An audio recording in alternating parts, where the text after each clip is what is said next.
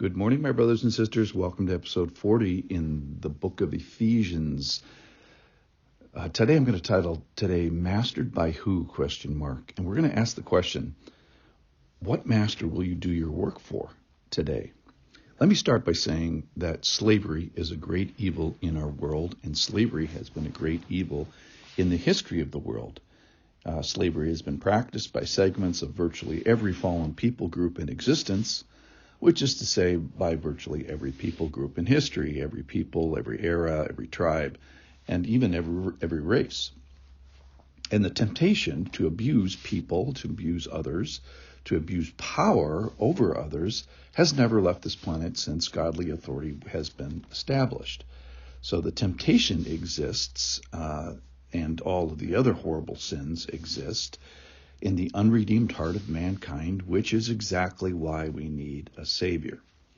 So let me also say that absent Christianity, slavery would be either universal or much more prevalent on our planet today. I would direct you to two books if you're interested in reading more. One is Amazing Grace, William Wilberforce, and the Heroic Campaign to End Slavery by Metaxas.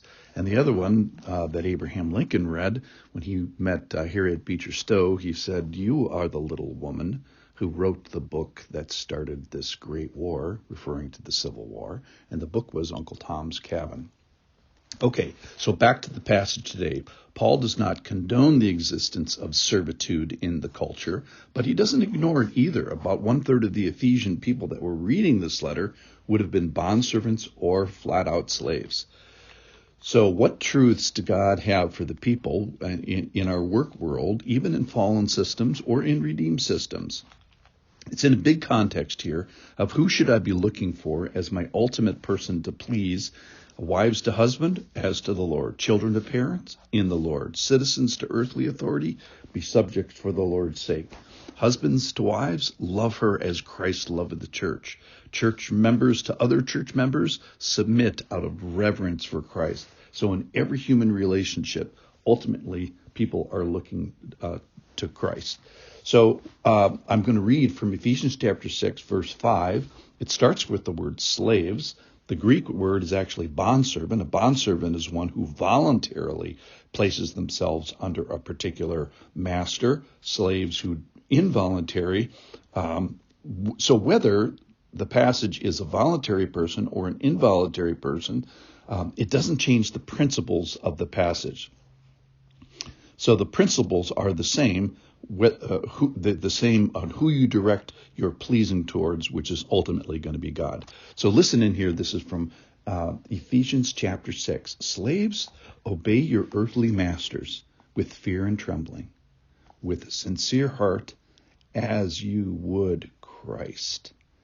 Not by the way of eye service as people pleasers, but as servants of Christ, doing the will of God from the heart, rendering service with a good will as to the Lord and not to man, knowing that whatever good one does, this he will receive back from the Lord, whether he is a slave or free.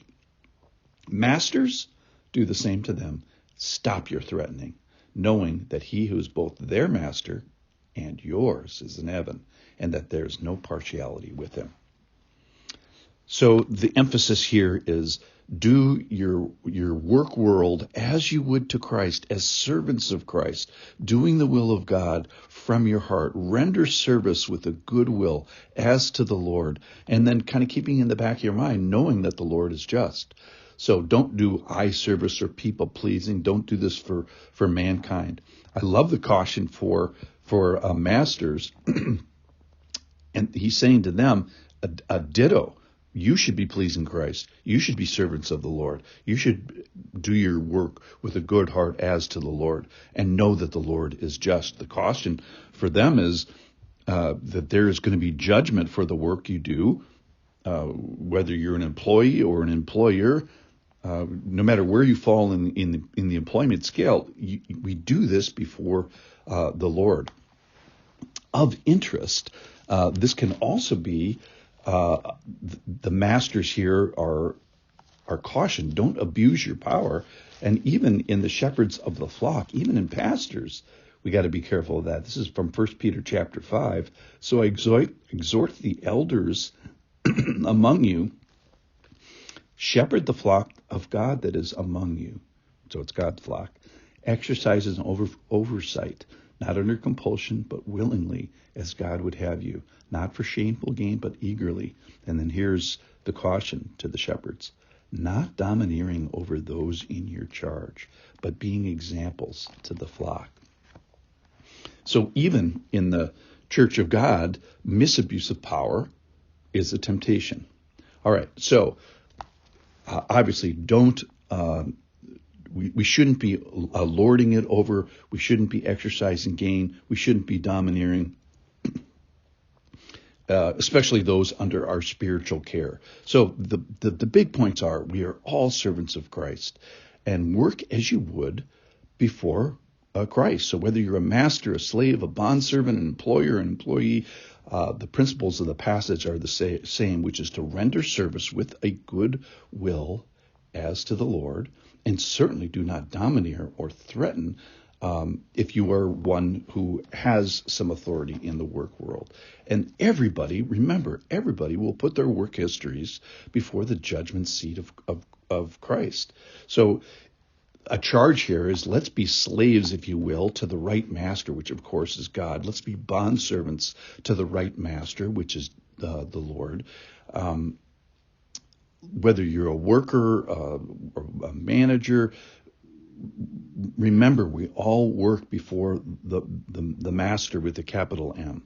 So the charge is to do your world of work as you would to Christ. So the question today to pin to yourself is, what master will you do your work for today? Hopefully that will be before Christ. Thank you for listening.